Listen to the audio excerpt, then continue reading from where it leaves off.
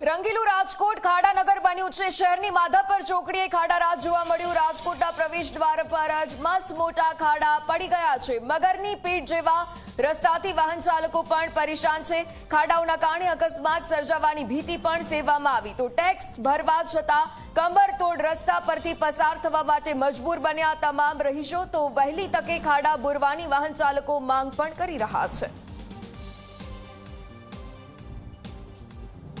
રાજકોટ શહેરના પ્રવેશદ્વાર સમાન મનાતી માધાપર ચોકડી એક તરફ જે રીતે કહીએ કે વરસાદના પાણીમાં પણ ક્યાંક અહીંયા પાણીમાં ગરકાવ થતો હોય છે ને બીજી તરફ જે વરસાદના કારણે છે તે અહીંયા મસ્ત મોટા ખાડા પડ્યા છે। બીજી તરફ મોરમ પાથરીને એ ખાડા બુરવાનો પ્રયાસ છે તે રાજકોટ મહાનગરપાલિકા દ્વારા કરવામાં આવ્યો હતો પરંતુ ક્યાંક હજુ પણ જે રીતના અહીંયા ચાંદની સપાટી હોય તે પ્રકારનો રસ્તો છે તે દેખાઈ રહ્યો છે ને મસ્ત મોટા ખાડાના કારણે અનેક વખત અહીંયા અકસ્માતો થતા હોય છે। આ રસ્તો જે રીતના જોવા મળે છે કે ચાંદ ઉપર તમારે જોવા ન જવું પડે તે પ્રકારે ચાંદની સપાટી તમને રાજકોટમાં જ જોવા મળી જાય તેવા ખાડા રાજકોટ શહેરના માધાપર ચોકડી ખાતેથી દેખાઈ રહ્યા છે ને જેના કારણે અનેક વખત અકસ્માતો થતા હોય છે ને કેટલાક લોકોના જીવો પણ જતા હોય છે।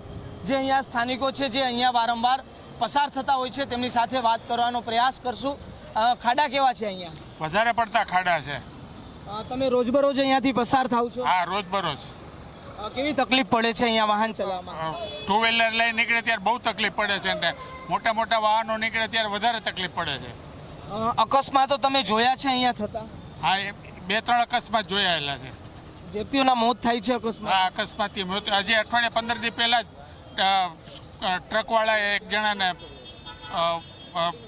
મરી ગયો હતો એક્સિડન્ટમાં, ટુ વ્હીલર વાળો।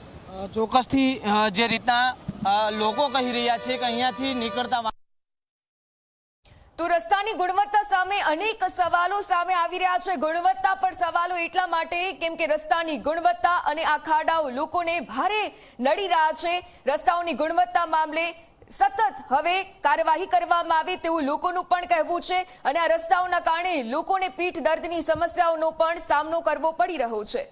તો જે રીતે ખાડા દેખાય છે કાર્યવાહી ક્યારે કરવામાં આવશે?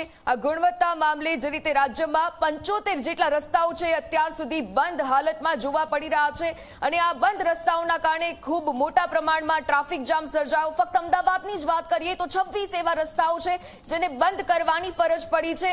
આ માત્ર આંગળીના વેઢે ગણી શકાય એવા આંકડાઓ નથી પરંતુ ખૂબ મોટા પ્રમાણમાં રસ્તાઓની ભયંકર હાલત છે। રાજ્યમાં એક સ્ટેટ હાઈવે પણ આ ખરાબ દયનીય રસ્તાઓની સ્થિતિના કારણે બંધ કરી દેવામાં આવ્યું છે।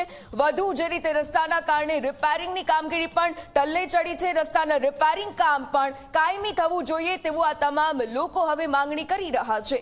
આ સાથે સરકાર દ્વારા જે રીતે આ ખરાબ રોડ રસ્તાને કારણે અકસ્માતની ઘટના પણ સતતથી વધી રહી છે। રસ્તાઓમાં અકસ્માતોનું પ્રમાણ છાશવાર પ્રમાણમાં આ ખરાબ રસ્તાના કારણે તો વધી જ રહ્યું છે। તો ડામરનો ઉપયોગ કરીને આ ટકાઉ રસ્તા કેમ આખરે નથી બનાવવામાં આવતા? આ પ્રાથમિક જે સવાલો છે તે પણ જાહેર જનતા પૂછી રહી છે। ખાડા અને રોડ રસ્તાના નુકસાન માટે જવાબદારી આખરે કોની છે? કોન્ટ્રાક્ટર જવાબદાર છે કે પછી તંત્ર જવાબદાર છે? આ તમામ જે સવાલો છે તે હાલમાં ઉઠી રહ્યા છે।